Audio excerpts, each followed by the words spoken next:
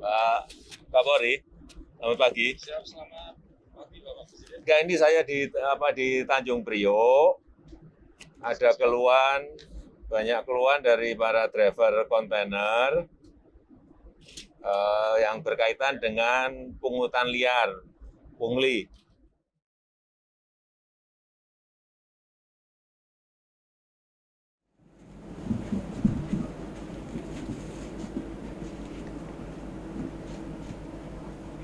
Baiklah. Assalamualaikum warahmatullahi wabarakatuh.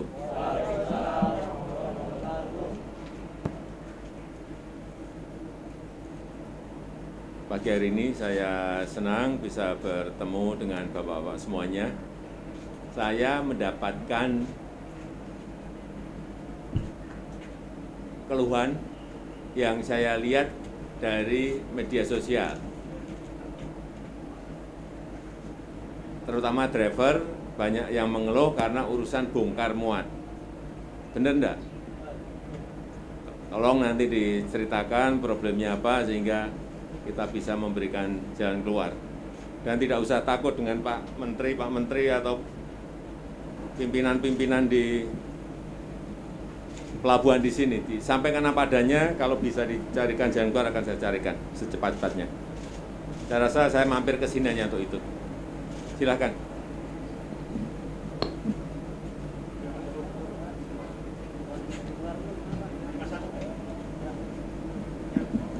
Karena saya tidak mau, tadi sudah dijelaskan mengenai dwelling time sudah turun. Kemudian yang kita inginkan juga kecepatan bongkar dan muat. Antriannya jelas, tidak ada pungutan. Sehingga driver mestinya merasa nyaman semuanya. Jangan sampai ada yang mengeluh karena banyaknya pungutan, itu yang mau saya kejar kalau ada. Ya, silakan, silakan. Cek. Mohon izin, Pak. Assalamualaikum warahmatullahi wabarakatuh. Selamat siang Pak Presiden dan seluruh, saya nggak bisa sebutkan untuk mempersingkat waktu mungkin ya. Nah, perkenalkan saya Agung, saya supir kontainer memang, dan sudah 1 tahun ini memang sudah tidak nyopir karena situasi pandemi kemarin saya jadi korban. Jadi begitu kebijakan lockdown yang pertama itu, transportasi tidak jalankan gitu ya Pak ya, untuk bis, terus kemudian kereta, pesawat itu tidak ada. Waktu itu saya pulang kampung, begitu tidak ada transportasi, saya tidak bisa balik ke Jakarta, akhirnya sampai tertahan 2 bulan. Nah begitu saya balik lagi, kendaraan yang saya bawa sudah dibawa oleh supir lain gitu, dan sampai sekarang saya belum bekerja gitu. Nah saat ini saya lagi mencari pekerjaan juga gitu. Nah tetapi posisi di kami, di kawan-kawan supir, saya sedikit mau cerita dulu tentang aktivitas mungkin ya Pak, nanti berhubungan dengan persoalan yang ada di pelabuhan gitu. Jadi kalau bicara tentang masalah di pengemudi itu sekitar sebelum ada pelabuhan yang baru ya, saya kira-kira sekitar 4 tahunan mungkin ya Pak ya, yang NPCT-1 yang baru. Kalau Pak Jokowi tadi menyinggung tentang adanya yang viral-viral itu kan memang ada di NPCT-1 gitu. Nah dulu pada saat pembangunan tol dari Priok, tol layang ya Pak, dari Priok ke Cakung gitu, yang akses ke Cikampek gitu. Nah itu berbarengan dengan pembangunan terminal yang baru yaitu NPCT-1. Nah dulu situasinya sangat luar biasa untuk kemacetannya karena di jalan itu aksesnya tol pada saat pembangunan itu ada jalur kecil yang itu menjadi menyempit gitu, dan itu hampir tiap hari itu dalam proses pembangunan tol dan proses pembangunan operasionalnya NPCT-1 yang baru, yang mungkin ya perusahaan baru berjalan dan pekerjanya juga baru gitu kan. Jadi menambah juga deretan kemacetan gitu kan, pelayanannya mungkin masih belum seperti perusahaan yang sebelumnya berjalan begitu. Nah, ketika terjadi kemacetan itu yang akibat dari proses bongkar muat di pelabuhan, kami juga mengalami tentang tindakan kriminalitas, Pak, gitu ketika macet gitu. Nah, banyak sekali kawan-kawan tuh hampir tiap hari sampai hari ini pun juga mengalami tentang tindakan kriminalitas gitu. Ya, pada saat macet gitu, kawan-kawan ini diambillah barangnya. Kalau di Tanjung Priok ini sebutnya asmoro, Pak. Yang dia ketika macet itu ngambil barang dari kendaraan gitu secara diam-diam. Kemudian ada juga yang kalau dia terorganisir gitu preman-premannya di setiap daerah-daerah rawan gitu, dia naik ke atas mobil, Pak. Ini kan kontainer kan? Iya, kontainer Kan betul. nggak bisa dibuka. Barangnya ngambilnya dari mana? Barang kendaraan, Pak, maksud saya. Oh, barang kendaraan. Kendaraannya. Kan dia ada ban setip, kadang aki, kadang juga handphone. Kalau dia berani naik ke mobil itu ditodong kita, Pak. Ditodong, kemudian diminta barang-barang kita, handphone, dompet, segala macam, uang jalan habis gitu. Nah, yang sering terjadi itu kawan-kawan dari luar kota gitu. Nah, tetapi yang dari ekspor impor yang teman-teman yang bawa kontainer itu sebelum ini sekarang kami sudah ada ya wadah untuk penyambung silaturahminya, Pak. Kalau dulu itu kan sebelum kita ada wadahnya, teman-teman supir itu membangun suatu kayak komunitas begitu. Nah, itu dulu sesama supir kontainer aja itu saling musuhan, Pak. Tidak ada rasa kebersamaan gitu. Begitu keadaan macet, ada di depannya itu ada yang dinaikin mobilnya naik ke atas mobil gitu, bawa celurit apa nodong gitu. Itu nggak ada yang berani nolong, Pak. Padahal itu depan, belakang, samping, kanan itu kan kendaraan semua dan itu orang semua gitu. Itu sangat memprihatinkan dulu. Karena dia takut kalau posisinya nanti dia membantu, preman-preman itu akan nyerang balik begitu ke dirinya. Maka dia lebih memilih tutup kaca. Nah, itu memperhatikan sekali gitu kan. Nah, waktu itu kalau keadaan kayak gitu kita diamkan, nah ini kapan bisa kita selesaikan bareng-bareng gitu.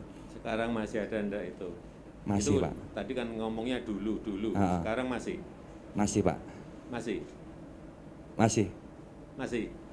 Ya. Tapi tidak seperti dulu, sekarang agak terminimalisir, Pak.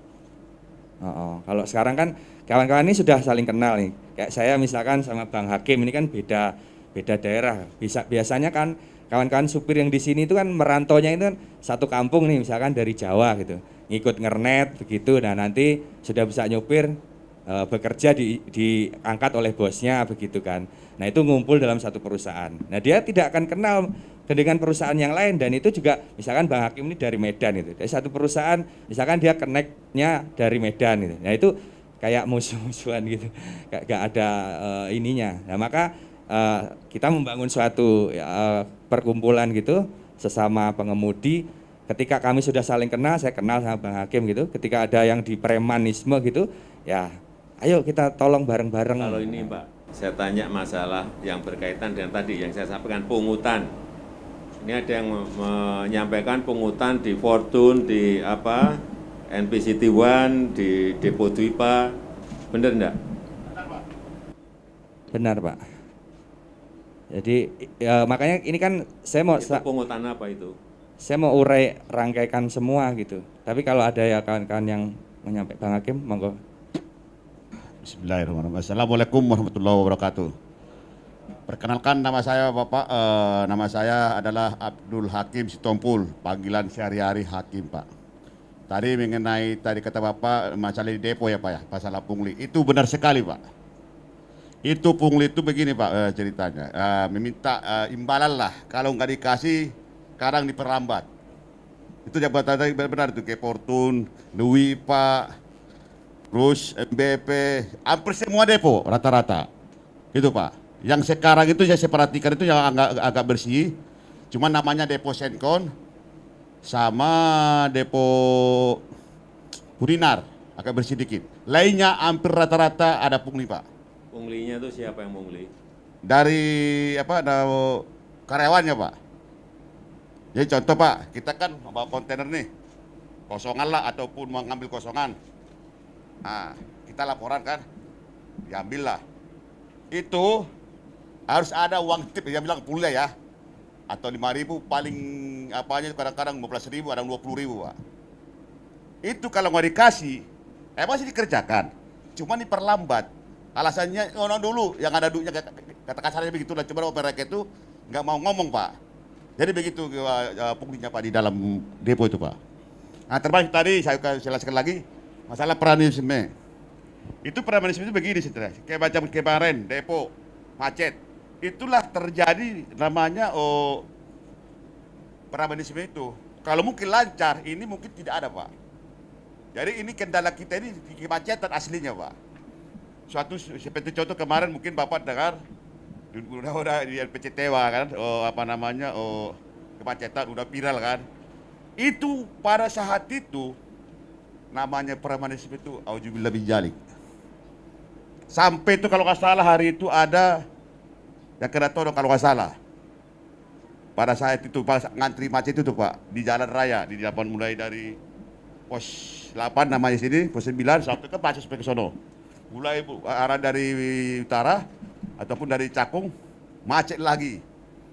Nah disitulah kejadian itu namanya premanisme itu Pak. Jadi kami mohon kepada Bapak Presiden bagaimana solusinya nih ke depannya kami. Karena kami Pak sakit hati sebenarnya Pak, sebenarnya kalau dibilang sakit hati Pak. Sakit hati begitu. Tidak ada kenyamanan untuk supir kami, supir khususnya pengemudi di Tanjung Priuk. Kita jangan ini dalam Priuk aja ataupun dalam Jakarta, belum lagi luar kota. Luar kota hampir sama semua pungli itu tuh banyak Pak. Premanisme banyak. Mungkin Bapak udah tahu kali di Bastos. Mungkin Bapak belum bisa tahu lah. Karena kami kan mungkin sama media itu agak ini karena kami sibuk ya kan. Gitu. Itu Pak kira-kira Pak. Ya. Kurang lebihnya mungkin dari teman-teman ataupun dari kawan-kawan kita mau ngomong lagi nih. Izin Pak Presiden. Terus. Assalamualaikum warahmatullahi wabarakatuh. Selamat siang Pak Presiden yang saya hormati. Perkenalkan saya Nuratno. Sekarang bekerja di perusahaan kaki 5 Pak, kontainer. Kaki 5 itu perusahaan yang punya mobil cuma 1-2. Tuh. Nah, hari ini saya lumayan bergembira. Semalam jam 10 malam saya ditelepon sama temen habis narik dari Kerawang. Mo, kamu di mana? Ini habis pulang narik bawa isoteng kimia dari ini. Ini katanya mau Pak ketemu Bapak Presiden. Jadi ini kedua kalinya saya ketemu Bapak Presiden. Yang pertama tahun 2019, waktu itu saya dipanggil ke istana. Waktu itu saya jadi supir awak mobil tangki Pertamina Pak. Mungkin Pak Presiden masih ingat. Nah teman saya bilang, kasus kamu yang di Pertamina udah selesai belum? Belum selesai. Ya udah mumpung sekalian nanti bisa sampaikan ke Pak Presiden bahwa persoalan belum selesai. Jadi persoalan saya yang dulu di Pertamina itu belum selesai, belum dikasih apa-apa, pesangon atau apapun sama sekali belum. Yang kurang lebih 1.000 orang itu. Saya berharap ini, ya berharap banget lah ini bisa ditindaklanjuti secepatnya. Nah, terkait saya ngomongin masalah kemacetan, karena saya dari tahun 97 memang di kontainer, saya masuk Pertamina tahun 2010. Setelah berharap masuk Pertamina itu ada kebaikan lah, ada jenjang yang lebih baik, ternyata juga sama-sama aja di PHK juga nggak dapat pesangon. Jadi terkait kemacetan memang benar tadi Depo Fortune, ini Depo Fortune kalau di kelompok supir ini kategorinya depo laknat. Jadi dicap depo laknat karena memang dampak dari kemacetan Depo Fortune ini memang sangat luar biasa. Jadi bisa mengimbas ke arah Cakung, mengimbas ke arah Pak Kapolri, selamat pagi. Siap, selamat pagi Bapak Presiden. Enggak, ini saya di Tanjung Priok. Ada banyak keluhan dari para driver kontainer yang berkaitan dengan pungutan liar, pungli di Fortune, di NPCT One, kemudian di Depo Dwipa. Pertama itu. Siap. Yang kedua juga kalau pas macet itu banyak driver-driver yang dipalak sama preman-preman. Ini keluhan ini tolong bisa diselesaikan. Itu aja, Siap. Pak Bori. Iya. Sekarang, Ya, terima kasih. Makasih. kami masih dengan Pak Panglima di Jawa Barat. Ya, oke. Nggak apa-apa. Kami Ya, berikan tips. itu aja. Terima kasih. Lanjut Pak ya. Ya, jadi dampak dari kemacetan satu tempat itu berdampak memang kemana-mana. Kayak di Depo Fortune itu bisa berdampak ke Cakung, bisa berdampak ke Cilincing. Itu orang bongkar bisa sampai seharian baru selesai. Nah, benar dikatakan dampak dari kemacetan itu akhirnya timbulnya premanisme itu. Nah, kita sudah beberapa kali memang bikin semacam klarifikasi ke depo tersebut karena ini berdampak luar biasa, tapi memang sampai saat ini belum ada perubahan yang konkret. Terus terkait pelayanan yang di pelabuhan, kebetulan memang ini kan situasinya nggak tentu, makanya kemarin ada satu aparat kepolisian yang mengontrol situasi di NP Citiban gara-gara ini viral, ngontrolnya pagi ya pasti lancar. Karena kalau pagi kita itu adanya di pabrik. Kalau jam segini kita biasanya adanya di pabrik, lagi muat atau lagi bongkar. Nah, macet-macet itu biasanya mulai habis maghrib atau habis isya sampai malam. Itu biasanya. Nah, itu di hari-hari tertentu memang nggak semua hari. Biasanya malam Rebo, malam Kamis, Jumat Sabtu itulah. Nah, memang itu dampaknya bisa kemana-mana.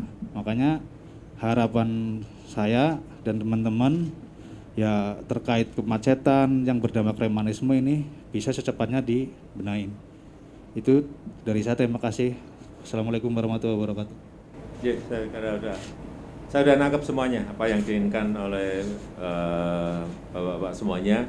Tadi juga sudah saya perintah langsung ke Kapolri untuk dicek di lapangan, diselesaikan, nanti pasti akan melapor ke saya.